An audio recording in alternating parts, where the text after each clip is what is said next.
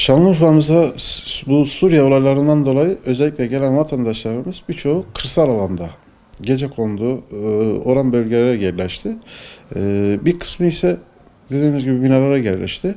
Bu satılık fiyatlarında değil de kira fiyatlarında bir %20, %30'luk artış söz konusu oldu. Bu Kobani olayları özellikle Şanlıurfa'mıza pek etki yapmadı. Çünkü tamamen hemen hemen şeye geçtiler. Ee, Devletimizin yapmış olduğu çadır kentlerde kalıyorlar.